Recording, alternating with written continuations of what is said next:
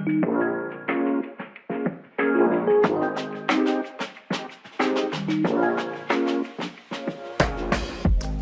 my name is Carlos Corrêa. I am an engineering lead at Farfetch, and welcome to yet another episode of Farfetch MOBCAST, a series of videos where we share our findings with the mobile community.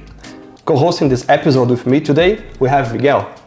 Hi everyone, my name is Miguel Ferreira. I'm a junior iOS engineer at Farfetch, and today we will be talking about code smells, unit tests, and we will be doing some hands-on to share with you a refactoring workflow in a sample project.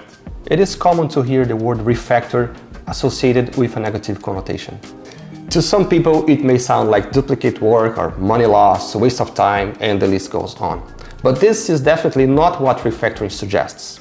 According to Martin Fowler, refactoring is a disciplined technique for restructuring an existing body of code, altering its internal structure without changing its external behavior.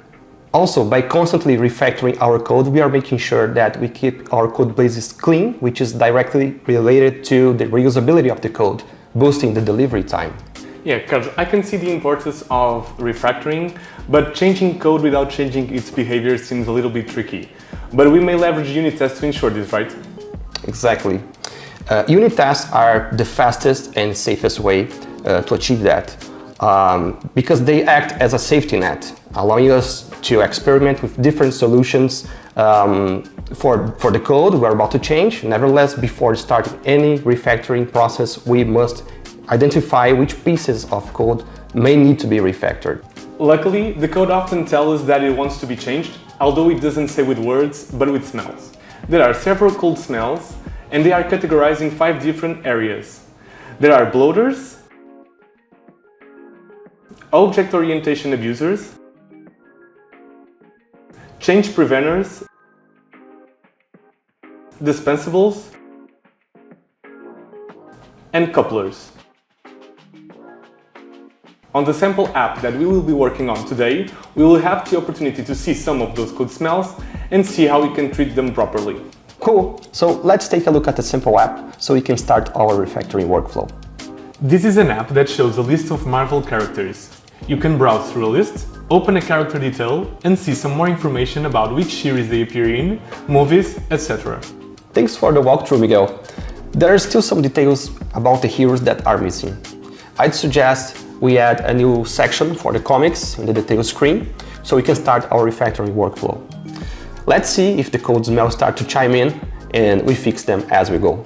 So, before we introduce new code, let's ensure that everything that is already developed stays functioning as expected.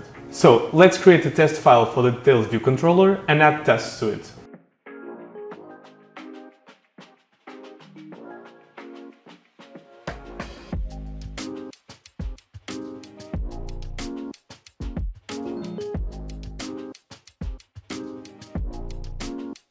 Adding a new section to this screen will be as easy as adding a new list to hold the data for the comic session, updating the delegate where we get this information from, and expanding the various switch statements within this file. But having to deal with this amount of switch statements reveals the first code smell, so we might get rid of those. Since series, events, stories have common information that we use to draw the user interface, namely the title and the description, how about creating some kind of structure that holds this information, making a single list of sections instead? Yeah, that sounds perfect. So let's start by creating a structure named section and a protocol to serve as an interface for those models.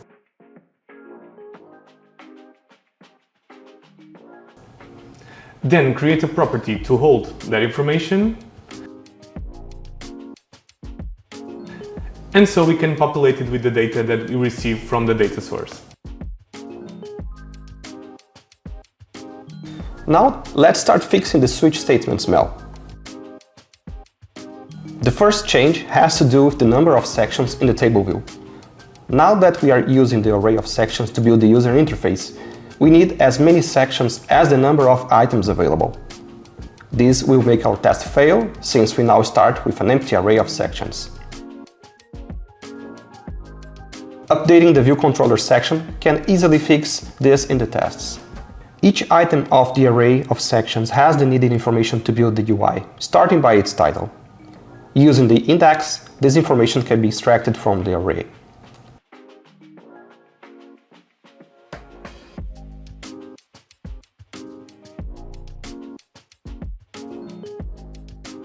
As the title for section, the number of rows can be inferred by the number of detail rows that each section has.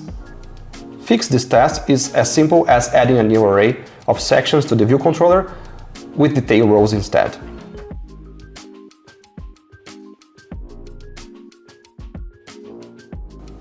By accessing each detail row of the sections, the cells of the table view are easily populated with the information held there. Therefore, we should access those items to extract those configurations and use a similar approach as the last one to fix the tests.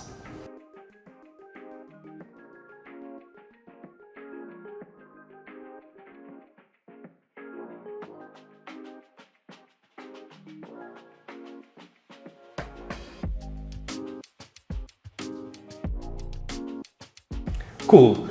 Now that we have removed the switch statements, adding new sections like comics will be way easier than before.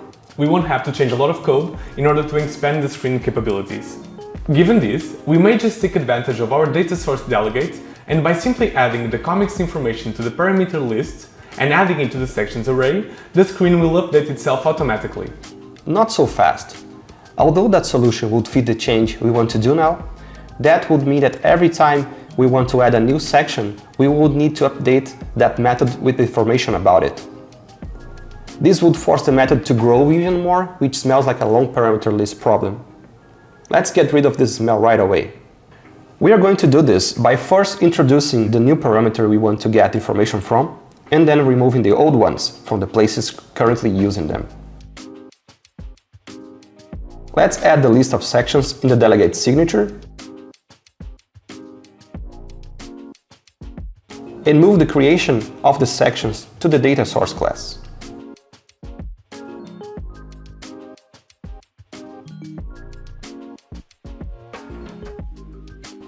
Now that everything is working as expected, we can remove the old parameters.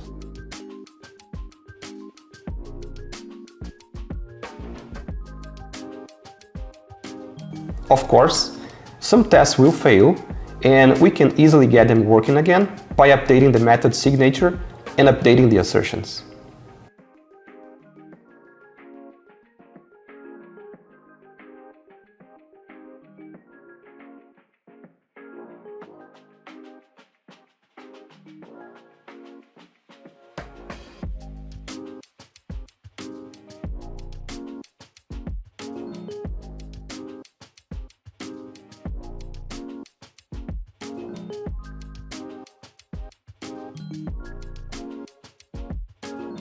You were right, Carlos. This gives our code a great flexibility regarding the possibility of adding new sections and makes our life way easier. Now, everything that is left to introduce the comics on the detail screen is to make sure that comics conforms to detail row, then request this information in the data source,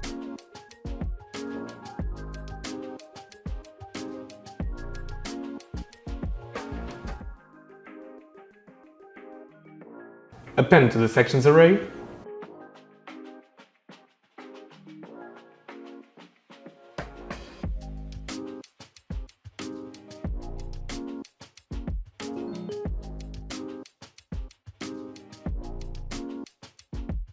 and that's it.